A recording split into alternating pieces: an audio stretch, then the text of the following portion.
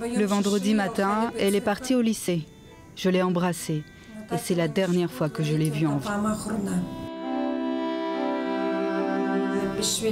Pour les autres parents comme pour moi, c'est une journée sans fin. En un instant, tout s'est écroulé. Le 1er juin 2021, cela va faire 20 ans depuis cet attentat terrible. Vendredi 1er juin 2001, peu avant minuit, une foule d'adolescents patiente devant l'entrée du Pacha.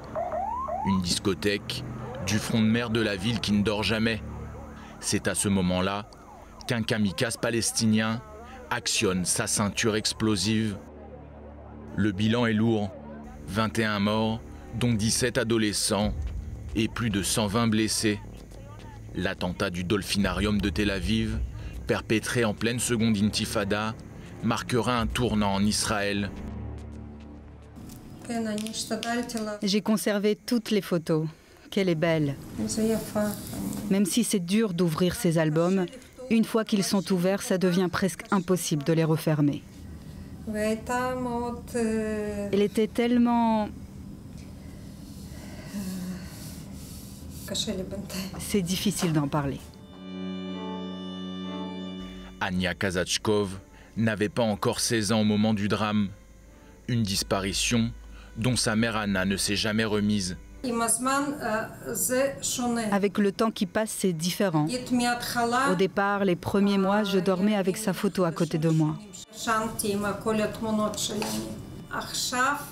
Aujourd'hui, regarder les photos est devenu très difficile.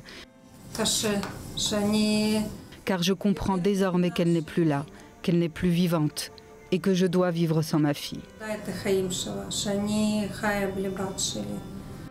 Anna Kazatchkov a émigré en Israël depuis la Russie avec sa fille aînée Ania et son fils Alexandre à la fin des années 90.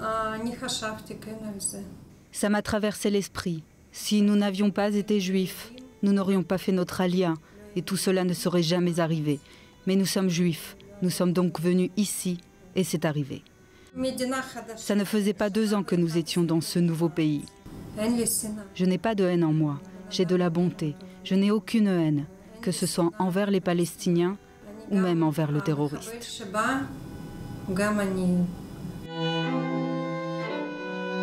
Ce 1er juin 2001, ce n'est pas seulement la jeunesse israélienne qui a été visée dans cet attentat suicide fomenté par le Hamas.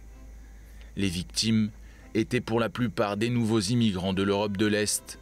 Après cette tragédie, Anna Kazatchkov a pu compter sur le soutien de l'association des victimes du terrorisme, dont Abi Moses est le président depuis 2017. Lui aussi a perdu sa femme et un de ses enfants dans un attentat lors de la première intifada.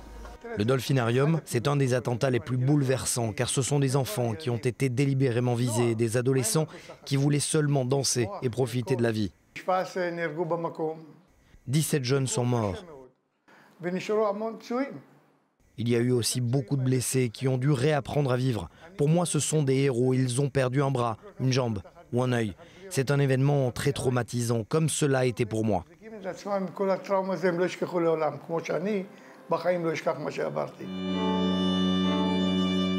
Depuis la création de l'État d'Israël en 1948, plus de 4000 civils ont été tués, 16 000 autres ont été blessés dans des attentats palestiniens.